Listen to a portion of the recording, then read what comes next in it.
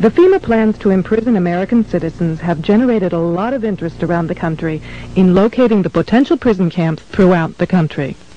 These may be facilities currently being used as prisons, such as those you saw earlier, or prisons that are being built supposedly in the name of the war on drugs, or facilities that have other uses but which could be quickly used to detain large numbers of people, such as this Amtrak facility in Beech Grove, Indiana.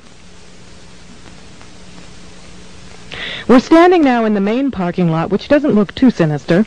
At this level, it is a very large parking lot, fenced on all sides by fence topped by barbed wire. It also has these electronically operated turnstiles.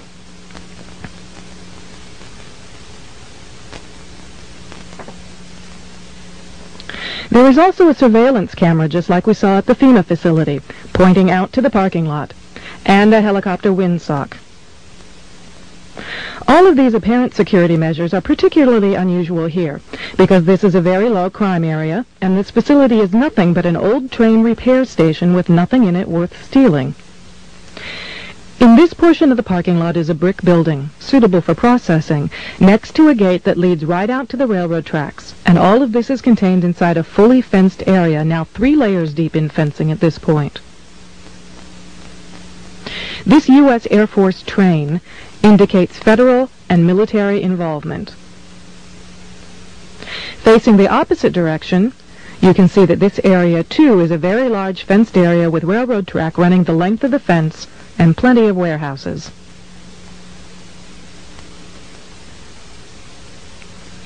This facility was supposed to have closed in June of 1993, yet instead several $million in federal funds have been spent on supposed renovations over the past 2 years.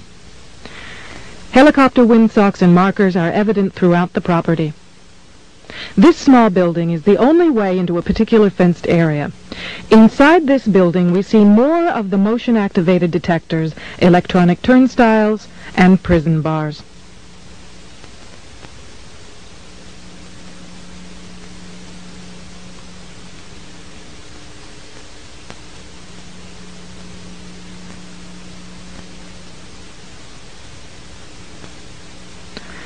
All of the renovations to this property have involved putting in new fencing, electronic turnstiles, concrete flooring in unused warehouse buildings, and putting in large gas furnaces on buildings that were never heated any time in the past 20 years.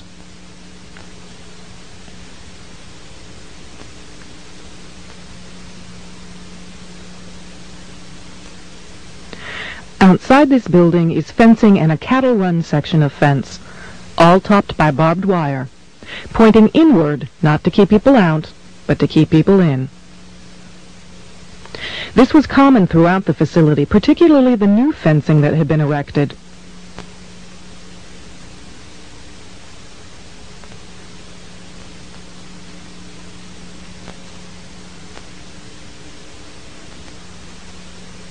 Inside the fenced area on the other side of the building, you'll see signs that say Red Zone, right up next to the railroad tracks that run the length of the fenced area. Next to the Red Zone sign, you can see closely numbered markers on the fences that are too closely spaced to be parking markers, just as if they plan to have people line up to board the trains.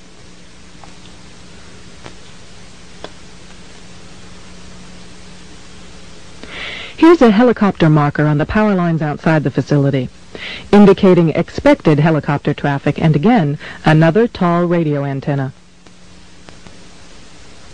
Looking around, you can get an idea of how huge this place is and how many people it could contain in its fenced-in area. In yet another fenced area, we see a large warehouse building at the end, with the electronic turnstiles in front of it. The building is one that has a new concrete floor, and its doors and windows have all been blocked. Outside there are new gas pipes.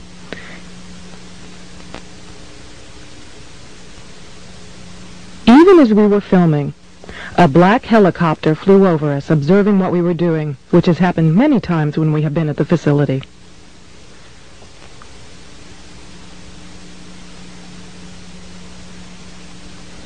The gas lines and gas pipes at the facility run the length of the buildings.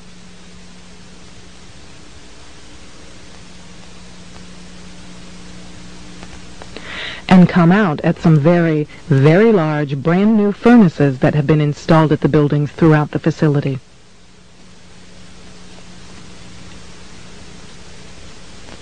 We found this crane, which has seen better days, but is plainly marked U.S. Army in the middle of the stockyard.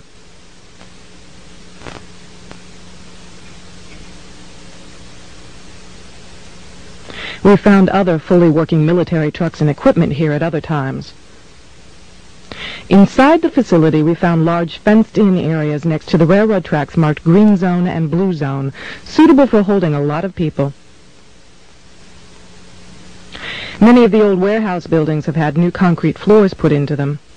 Unused sections of railroad track have been dug up and replaced, and from the supplies in the stockyards, it is obvious they will be doing even more construction and fencing.